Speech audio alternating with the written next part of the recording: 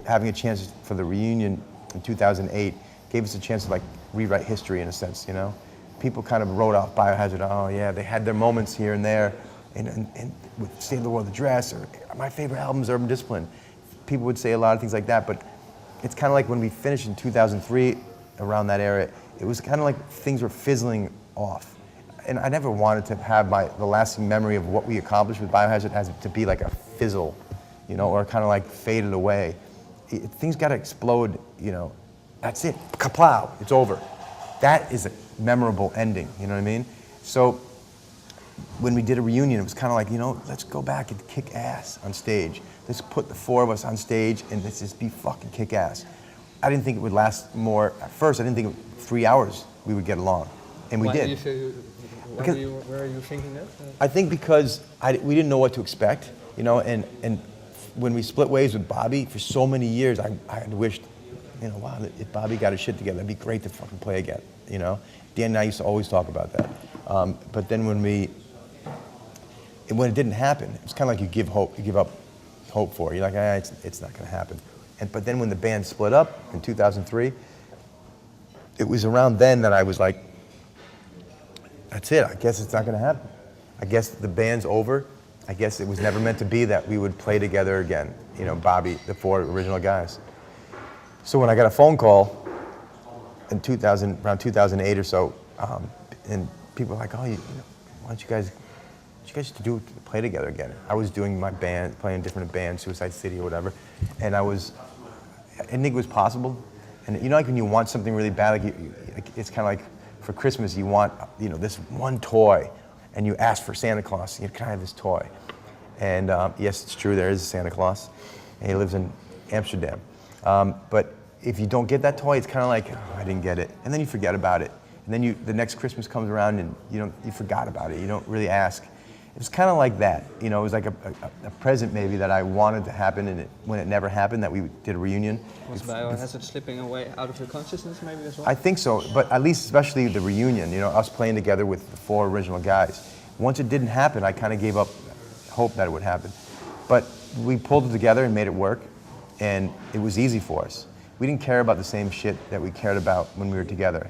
The things that would cause arguments weren't important to us anymore. What were that? Do you have examples of that? I mean, you know, I don't know. Stupid things, you know. I don't know. I can't even remember. But I remember a lot of things, I think because we grew up and grew over certain issues, you know. As you grow in life, the things that mattered to you 10 years ago or last year aren't as important, you know.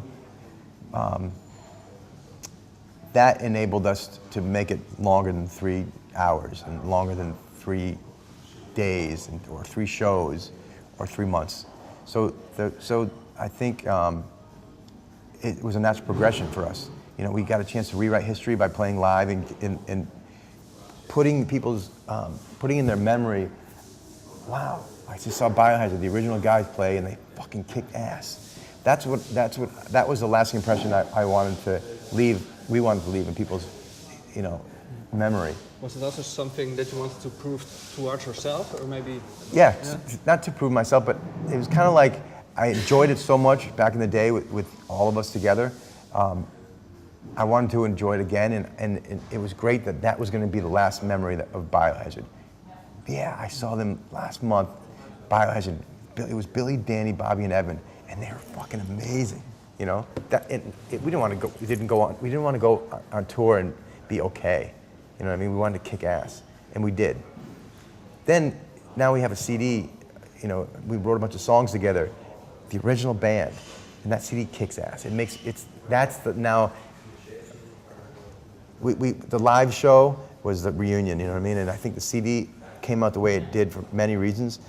Playing on tour first and having that live energy at Biohazard, bringing that into the studio brought the CD to the level that it's at right now. You know? Can you remember the last show you did before Biohazard sort of broke up in 2000? No, I don't remember.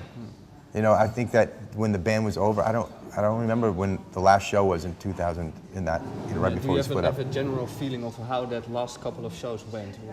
Was there something wrong with the energy, or was the energy the same as before? Maybe you can describe it a little bit.